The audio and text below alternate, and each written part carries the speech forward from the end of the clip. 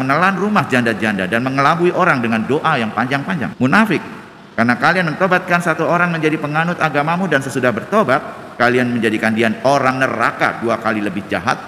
Ada aneka macam munafik yang didefinisikan, dirumuskan oleh Yesus. Saudara sekalian, lalu apa relevansinya pada peringatan wajib Santa Maria Ratu ini? Maria disebut Ratu karena dia memang Ratu yang membawa kita pada kerajaan surga.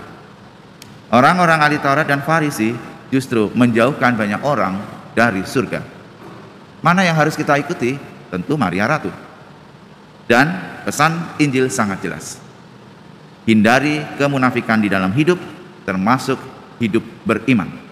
Karena seorang pengikut Kristus yang sejati tidak hidup dalam kemunafikan, tidak hidup dalam kepura-puraan, tidak hidup dalam kebaikan yang palsu, tetapi hidup sejati sebagai anak-anak Allah.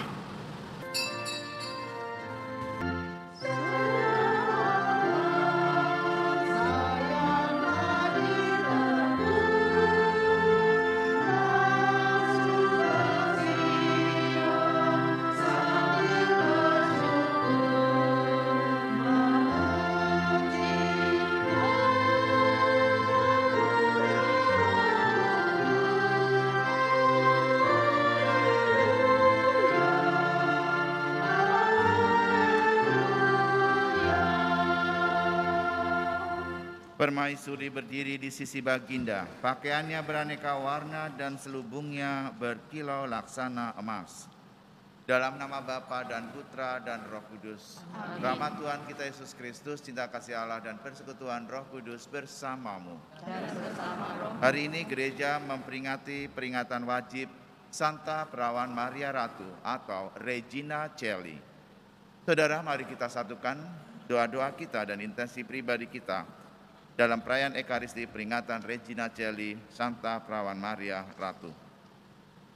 Saya mengaku kepada Allah yang Maha Kuasa dan kepada saudara sekalian bahwa saya telah berdosa dengan pikiran dan perkataan, dengan perbuatan dan kelalaian.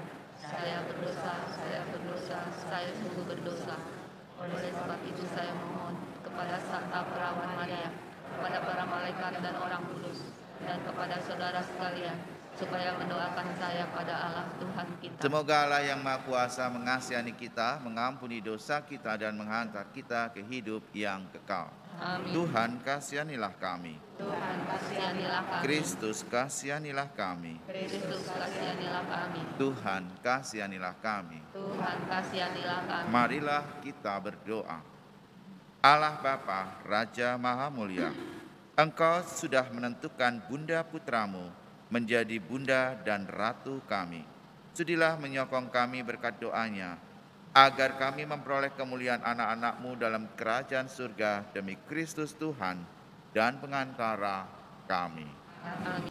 Bacaan dari surat kedua Rasul Paulus kepada jemaat di Tesalonika. Dari Paulus, Silvanus, dan Timotius kepada jemaat orang Tesalonika yang ada dalam Allah Bapa kita dan dalam Tuhan Yesus Kristus. Kasih karunia dan damai sejahtera dari Allah Bapa kita dan dari Tuhan Yesus Kristus menyertai kalian. Saudara-saudara, kami wajib selalu mengucap syukur kepada Allah karena kalian.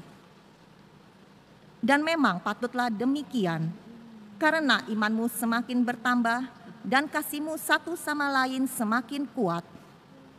Kami sendiri membanggakan kalian di hadapan jemaat-jemaat Allah karena ketabahan dan imanmu dalam segala penganiayaan dan penindasan yang kalian derita.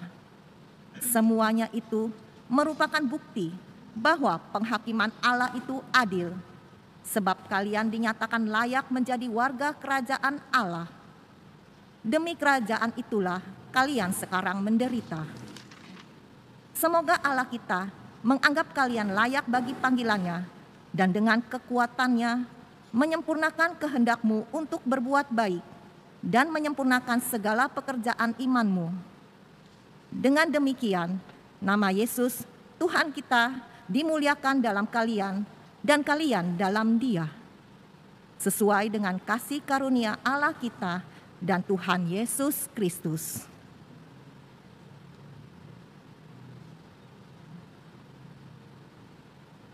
Demikianlah sabda Tuhan. Mazmur tanggapan. Wartakanlah karya Tuhan yang ajaib di antara segala bangsa. Wartakanlah karya Tuhan yang ajaib di antara segala bangsa. Nyanyikanlah lagu baru bagi Tuhan. Menyanyilah bagi Tuhan, hai seluruh bumi. Menyanyilah bagi Tuhan, pujilah namanya. Wartakanlah karya Tuhan yang ajaib di antara segala bangsa. Kabarkanlah dari hari ke hari, keselamatan yang datang daripadanya. Ceritakanlah kemuliaannya di antara bangsa-bangsa. Kisahkanlah karya-karyanya yang ajaib di antara segala suku.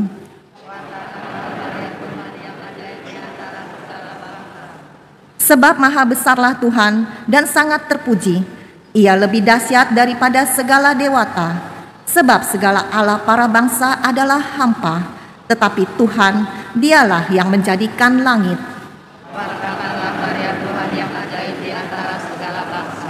Haleluya, haleluya, haleluya.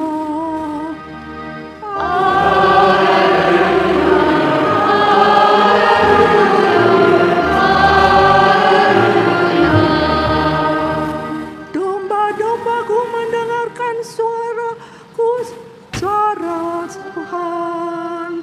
Aku mengenal mereka dan mereka mengenal aku. Haleluya, haleluya, haleluya. Tuhan bersamamu. Dan bersama roh. Inilah Injil suci menurut Santo Matius.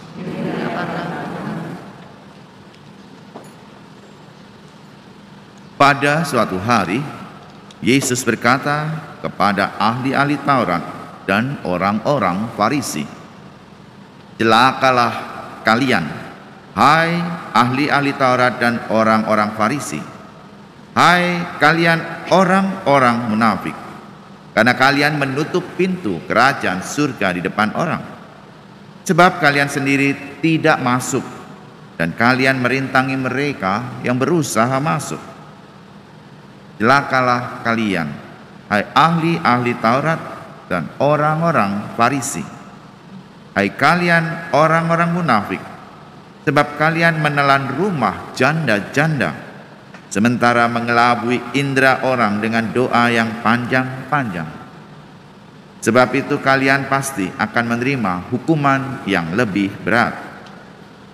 Celakalah kalian, hai ahli-ahli Taurat dan orang-orang Farisi, hai kalian orang-orang munafik, sebab kalian mengarungi lautan dan menjelajah daratan untuk mentobatkan satu orang saja menjadi penganut agamamu, dan sesudah ia bertobat, kalian menjadikan dia orang neraka, yang 2 kali lebih jahat daripada kalian sendiri.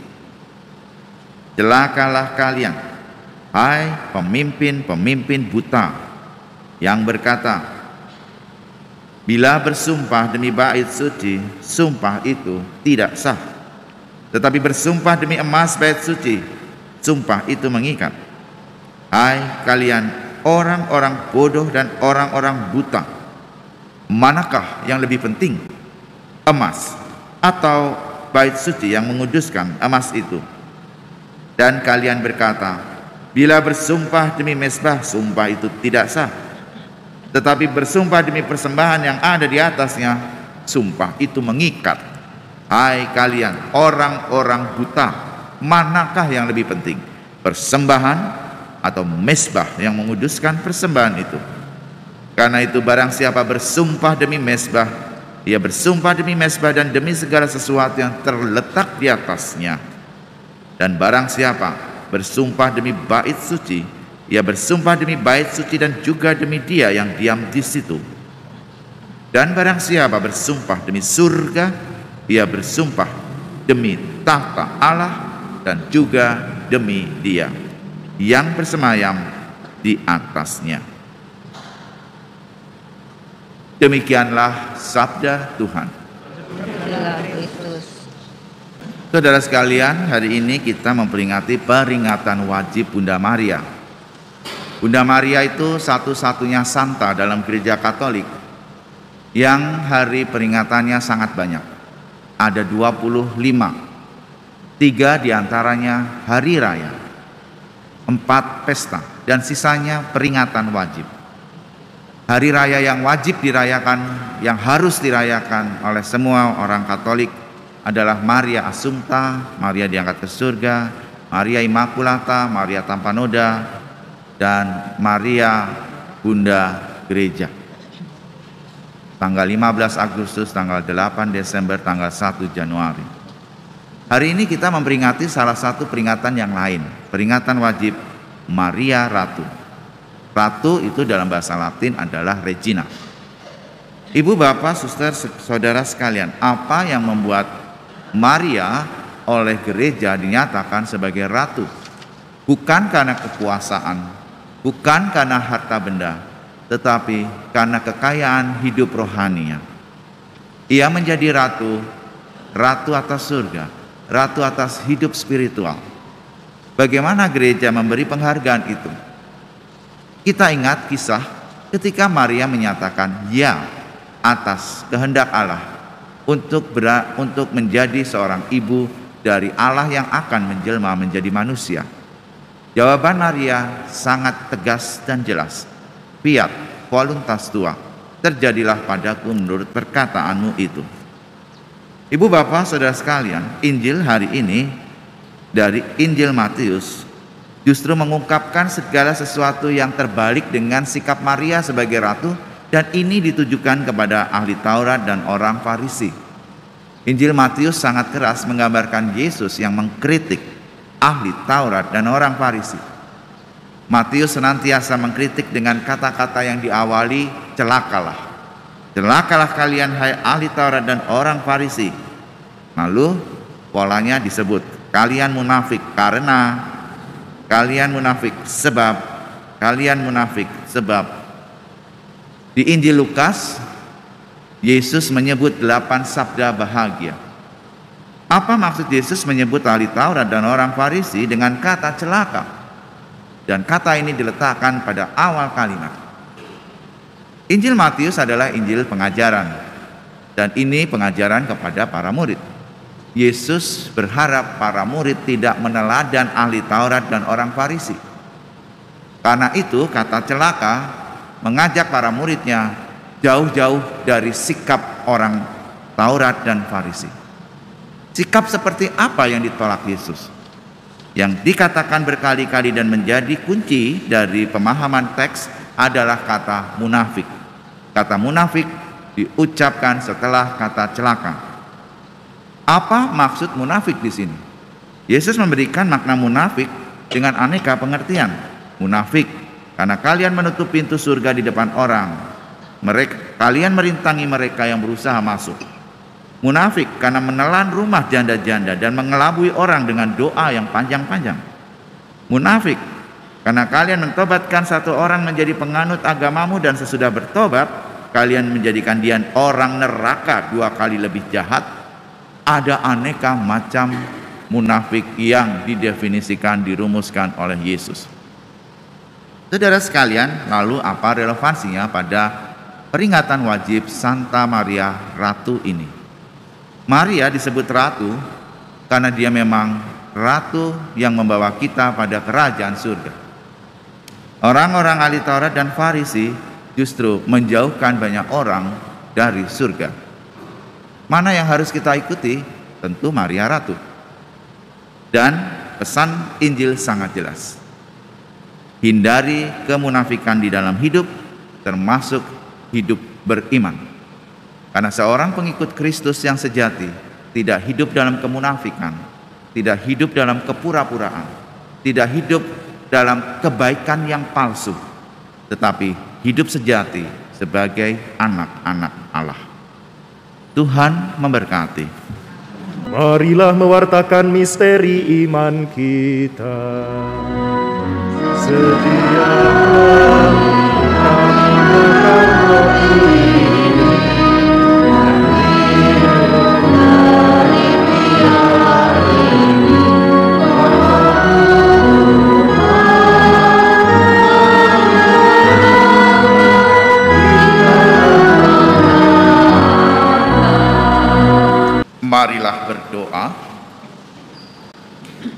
Allah Bapa yang Maha Murah, pada peringatan Santa Perawan Maria Ratu, kami sudah menyambut santapan surgawi. Kami mohon dengan rendah hati, semoga kami layak turut serta dalam perjamuan abadi demi Kristus, Tuhan dan pengantara kami. Amin. Tuhan bersamamu, Dan bersama semoga Allah yang Maha Kuasa memberkati saudara sekalian, Bapa, Putra, dan Roh Kudus. Amin. Ekaristi harian pada peringatan Maria Ratu sudah selesai. Marilah pergi, kita diutus. syukur kepada Allah.